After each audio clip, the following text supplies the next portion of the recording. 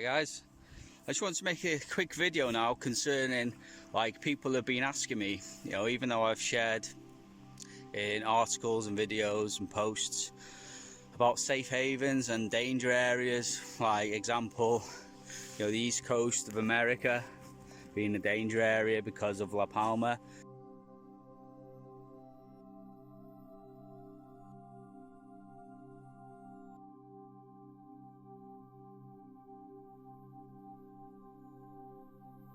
And, you know, flee into the Appalachian Mountains.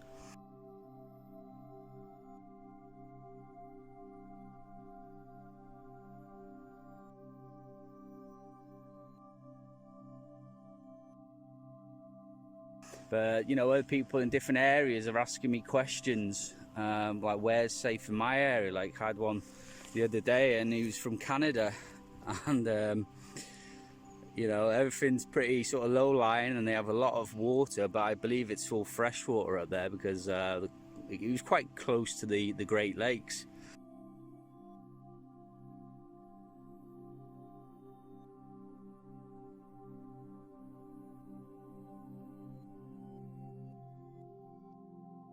Of course, the Great Lakes, the Mississippi River and the Mississippi River Valley, I would say to stay away from.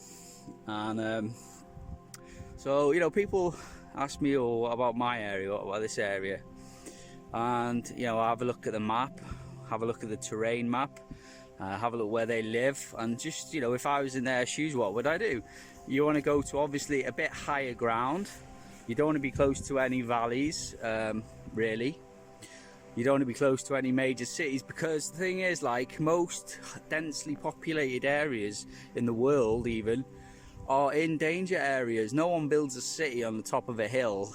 Do you know what I mean? So most densely populated areas are in danger areas. So, you know, I looked and where this person was, and it was a bit low-lying, close to Great Lakes. I wouldn't want to be there myself personally if I was in his shoes.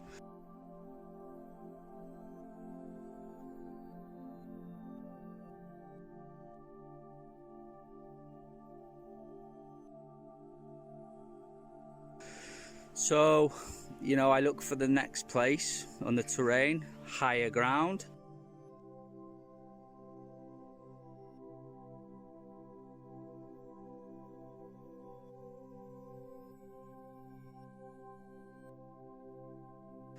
And what I see pretty much 100% of the time that I do this exercise. There was another one where a guy was, he lived in Carlisle, I believe it was, just above in Scotland there, and, you know, Carlisle city itself was very close and low-lying to the sea, because he was saying about La Palma coming up and the wave coming through, more like the Irish Sea, and coming up, and, you know, it would tsunami the low-lying areas there. So he was right. But just there from Carlisle, I believe, a little bit further up, was a high sort of elevation area, or a higher elevation area, and it just seems to be like national parks in all these great spots. And most of these national parks are higher elevation, but you have to use your noggin. Like there was one on the south coast of England which was like a national park. It was either South England or South Wales, I'm not sure, but it was a national park literally on the sea, and I wouldn't want to be there because of La Palma coming up from the southwest, because of the drop in the land during pole shift. You know, have it in your head, if you think this is all bullshit, have it in your head that if God's going to flip the world upside down, you know, the sun's going to go down at noontime in Israel, he's going to flip the world upside down, and it's every mountain and island is removed from its place.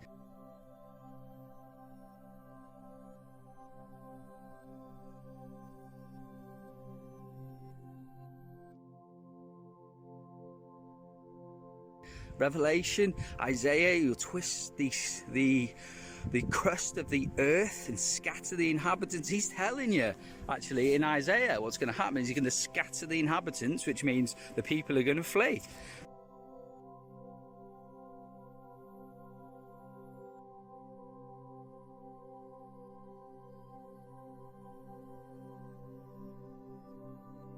Because of this, you know, I just pray that things happen beforehand, that people flee them areas, like storms coming, flooding people out. Use your head and go to higher ground. Don't go back to a place that's ever been flooded out. A tornado comes ripping through, takes your house down. Don't go back to that area. You know, a volcano is erupting and lava, you have lava in your living room. Don't go back there to live again. You know what I mean? God has given us his signs and pushed us away, like, but sorry, God's given us signs to teach us where not to be, because things have happened there already. So, but one thing I see, you know, if people just want to use this for themselves, is just find yourself on the Google terrain map and then look for your closest national park, and that usually is a good one.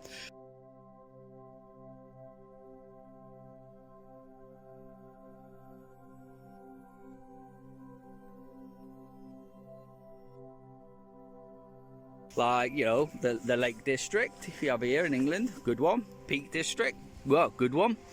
Brecon Beacons, absolutely sound. You know, La Palma will sort of take out Swansea and probably Cardiff, but Brecon Beacons, safe as houses.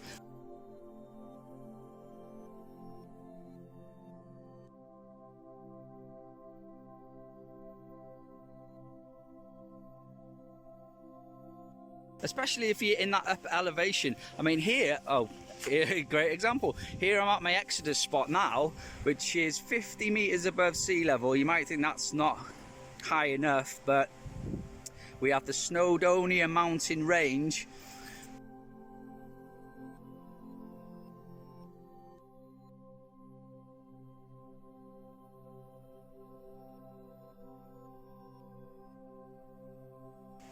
To the south of me, southwest of me. So anything coming from the southwest, just won't even touch the sides. La Palma tsunami I won't even see it.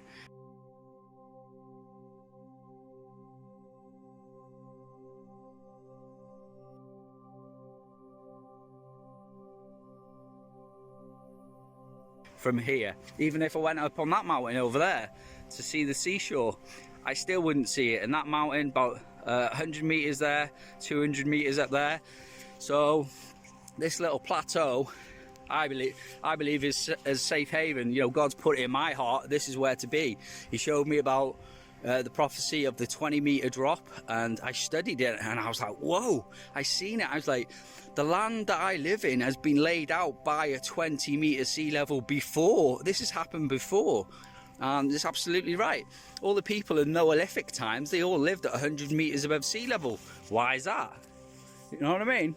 It's because probably the sea level was higher in them ancient days, like even when the Jews came to Britain, like the fall of the Israeli sort of royal kingdom, if you like, and brought the throne of David with them.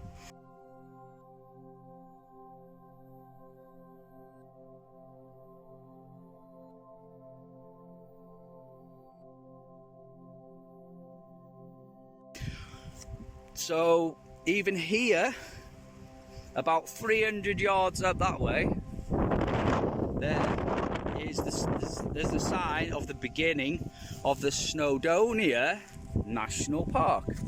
So, you know, this area is in the Snowdonia National Park. I mean, it's right on the edge.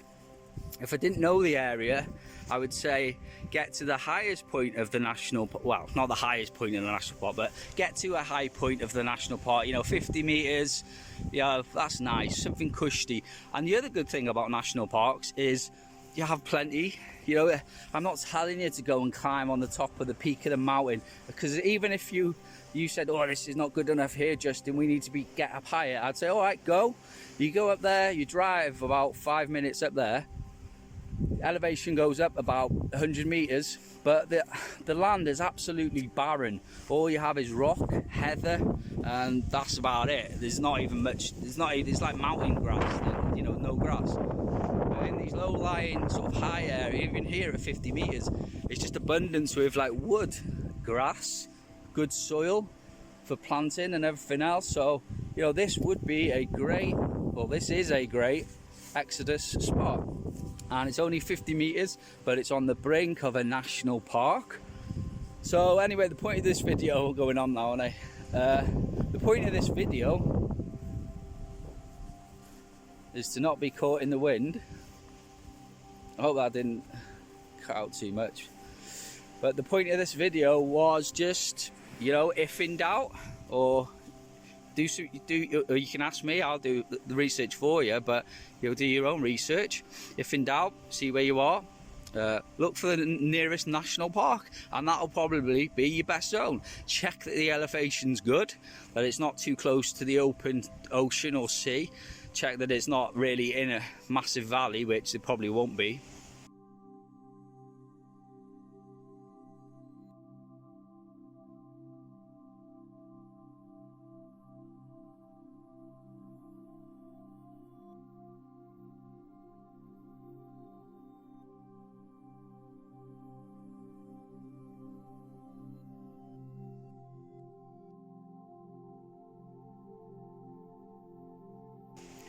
And that'll be your safe haven for Exodus. So and obviously remember, when we see the seals happening, seal number 1, the Antichrist is crowned.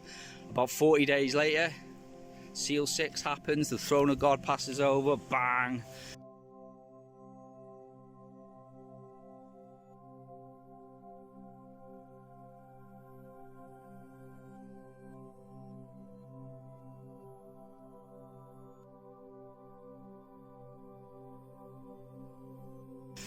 On the full moon, and that is the end of that. So really, you know, be in your Exodus places before that 6th seal happens. Anyway, I've been Pastor Prophet Justin Roberts from End of the Age Bible Prophecy. God bless you all. Amen.